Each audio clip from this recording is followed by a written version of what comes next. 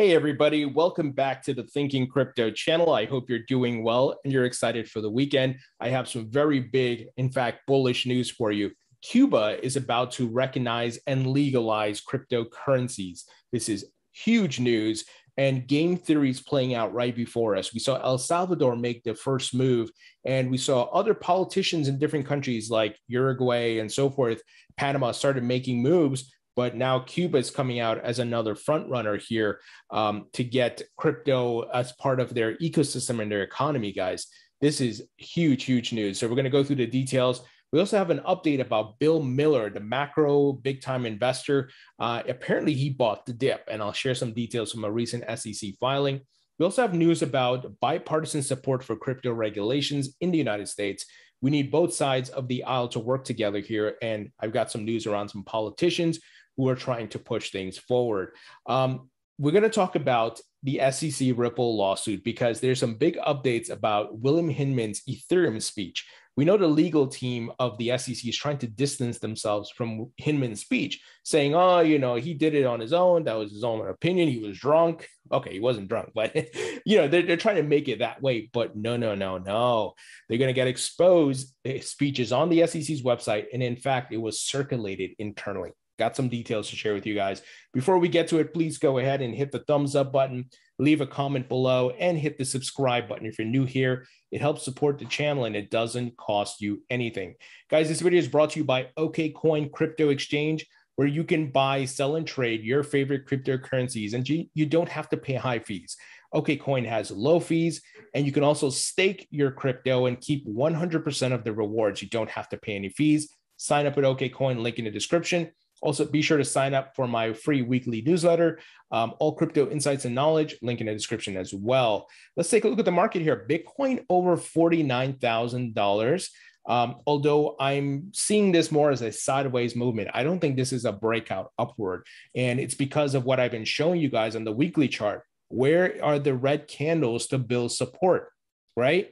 You can't have 5 green candles in a row and then no correction. And I'm not talking about like an 80% correction, but maybe it's like a 5 to 8% correction to build support levels. So even though these prices look good, I do think we're going to pull back a bit. But look, I'm happy to see the prices. Don't get me wrong, but I also understand sustainability and market cycles. And we see Cardano's looking pretty strong. It's been leading the pack, so to speak, as far as the top cryptos. It's up near 13% from a 24-hour perspective at $2.90, XRP at $1.17, Ethereum at about just over $3,200. So patience is the key here. We got to let the cycles play out. Nothing goes up in a straight line. Guys, check this out. I may be interviewing Brian Brooks very soon. I tweeted about my interviews that are coming up, and someone tagged Brian Brooks and say, hey, when interview with Brian Brooks? Well, he responded. That was pretty cool. He said, okay, I'll do it. So I have to schedule it with him. But Brian Brooks, one of the smartest minds in the crypto market, obviously a huge legacy that he left at the OCC, providing crypto banking regulations and stablecoin regulations, huge. And obviously he just departed Binance US. So we're going to talk about all those things. So make sure you got the notification bell enabled, guys. Now, check this out. BTC Institutional Watch, in an SEC filing on Friday morning, Miller Opportunity Trust, run by Bill Miller, reported owning 1.5 million shares of Grayscale Bitcoin as of June 30th. This is a new position, and this is vetted and verified. This is from an SEC filing, guys. He bought the dip. These institutional players, they're buying up. Now, some of you may say, why is he holding Bitcoin directly? Well, a lot of these firms, that's why an ETF is so important, because there's not regulatory clarity in the United States. They don't want to get in trouble, but they can invest in an ETF or a trust like the GBTC and so on and so forth. But these guys are buying up. They know what's coming, higher prices, and they are buying the dips and just hodling. And that is how you got to look at it as well, guys. Not moving by your emotions like, oh no, a month later, the price went down. Oh no, I'm dumping all my crypto, right? And then, oh no, I'm going to buy back at the top. Don't do that. You will lose money. You'll waste your time. Don't go on that emotional roller coaster. Understand what is happening market cycle wise. So this is bullish, guys, that they're buying up the dip. Now, here's the big news. Cuba's government says it will recognize and regulate Bitcoin and other cryptos. Because of tough embargo rules in Cuba, it has become difficult to use dollars. And as a result, the popularity of Bitcoin has grown among Cuba's technologically savvy. Guys, you may, depending on what country you live in, this may not make sense, but these countries which have problems economically and hyperinflation and all kinds of issues, right? Obviously, embargoes and so forth. This is a godsend for them, crypto, Bitcoin crypto, and they're going to adopt it. And I think we're starting to see that with El Salvador. We know they're going to make it a legal tender, roll it out next month. And I've been saying it the first time I heard that news, right? Game theory. Watch the other countries follow, guys. So on Thursday, the Cuban government said it would recognize and regulate Bitcoin and other cryptocurrencies on the island. The local Cuban official Gazette has published a resolution which stated that the central bank will create rules for Bitcoin and other crypto assets to determine licensing laws for providers of crypto services on the island. The resolution stated that the central bank has the power to authorize the use of Bitcoin and other crypto for reasons of socio-economic interest, according to the report. The resolution also said the state will act as a check over the bank's operations, preventing the use of Bitcoin for illegal activities. Because of tough embargo rules in Cuba, it has become difficult to use dollars, and as a result, the popularity of Bitcoin has grown among the Cuba's technologically savvy. A local programmer told Bloomberg that some Cubans are already using crypto in tandem with gift cards to make online purchases.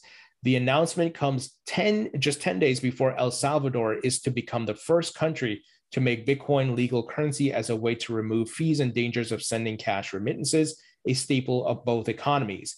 It remains unknown how the Central Bank of Cuba will choose to regulate Bitcoin, as the only real controls it can put on the permissionless, immutable, and unstoppable currency are through regulating exchanges and making it more difficult, though not impossible, for citizens to get access to its common on and off ramps. So I don't think they're going to stifle it. I think they're going to regulate it like many other countries around the world, tax it, of course. Now, hopefully they don't overtax it. But look, if any of these countries try to get too aggressive and authoritarian when it comes to crypto, people are going to go to privacy currencies. And I know the governments don't like that, like your Moneros or your Dash, right? Because Bitcoin, while it does have some anonymity, and maybe you could call it pseudo anonymity, it's not fully anonymous, right? And that's why privacy coins like Monero exist, and people could use that, right? So they're not going to be able to stop this. And if they try, it'll just force people to go use the ones that they are going to have a difficult time tracking. So this is amazing. And like I said before, game theory, watch neighboring countries to Cuba do the same. So Cynthia Lummis, who I'm actually trying to get an interview with, big crypto Bitcoin advocate. And here's what she tweeted in response to a tweet about a comment she had mentioned. Bitcoin has broken party lines. Several Democrats and Republicans like Cynthia Lummis are laser focused on fighting for Bitcoin and economic security it brings to their constituents. And then she tweeted saying, "What can I say? Sound money brings people together." Two new bills ask CFTC to clarify crypto regulation, prevent price manipulation. Crypto-friendly Congressman Darren Soto out of Florida is to sponsor both bills. So we're seeing Republicans and Democrats, and this is awesome. We need more people in Congress to come together to have comprehensive regulations so we don't stifle or kill innovation. Sure, you need to protect consumers. I absolutely believe that. I believe that, like, there's scammers out there, right? Those of you who've been in the market for a while remember BitConnect. We got to stop the BitConnects of the world, right? But you can't kill, and throw the baby out with the bathwater. So this is where we need to find that balance. And I'm hoping these respective folks in Congress can come together and get more folks on board, rally people, create advocacy groups, and of course, lobby. Crypto companies have to lobby harder, man. They got to bring more money to the table because the big banks, if you see the amount of money, and you guys remember my video with Janet Yellen, $7 million for a Zoom video call. $7 million. Do you think that was for a speech? No. If you haven't seen that video, check it out, because they quoted me saying Janet Yellen is a lapdog for the banksters in the Washington Post, guys. That makes me a little bit nervous that they did. You know, I don't want to have a target on me, but hey, we got to tell the truth, right? We got to speak the truth. We have to have accountability. These people are supposed to represent us, the people. So I'll leave it at that. Check this out. New Venezuelan terrestrial airlines to accept Bitcoin as a hedge against hyperinflation. So it looks like they're going to look, we're going to see a lot of companies do this because of the inflation that's happening around the world. Okay, guys.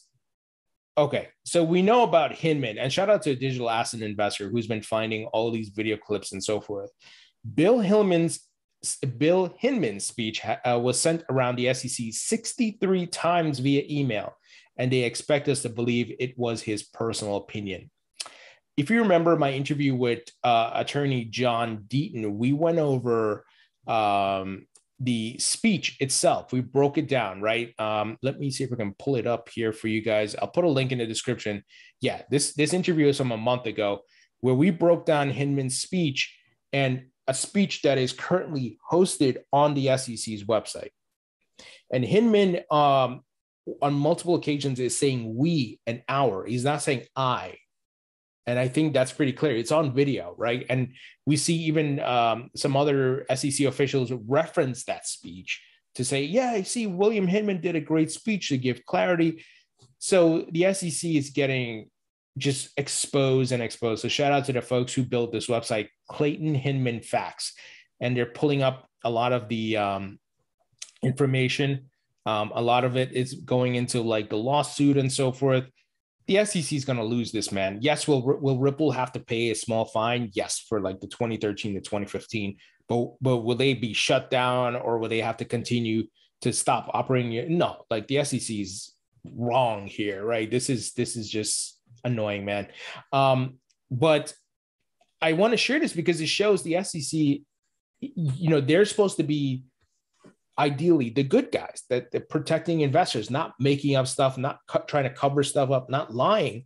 And they're doing these things. So it's like, wow, you've lost all credibility, right? We can see clearly what is taking place here, and the things their legal team is doing and what they're saying. And look, I said it in my interview with attorney John Deaton. Attorney John Deaton filed an injunction on behalf of XRP holders. I don't know, like 30-something thousand people. Has the SEC addressed this? No. Have they come out and spoken to folks? No. Where's Gary Gensler? So clearly they don't care. They don't represent us. Their whole thing is, let's go after who we can go after, get as much money in the door and move on. It's not about protecting people. I think that's just, a nice cover to their book, so to speak. But you look inside and it's just, I think I made the analogy before, it's rotten at its core. And I've also mentioned, if Gary Gensler approves One River's Bitcoin ETF, which Jay Clayton was an advisor for, abolish the SEC. There's no reason for it to exist anymore. Or move those services to the CFTC or something, right? So clearly the SEC and everybody there knew what's going on, but we know this. We've seen the conflicts of interest, right? We've seen the corruption, guys, with Hinman and Jay Clayton. It's pretty clear as day. If you have a brain and some level of good IQ, you can see it. And we're not trying to make stuff up here or fabricate something. It's clear where these guys went, what they said, their emails, their speeches, everything's online. And I don't know if the people at the SEC don't realize that. Like, people can go research, people can pull up your documents, go back and see in the archive things that are stored in the archive of the web.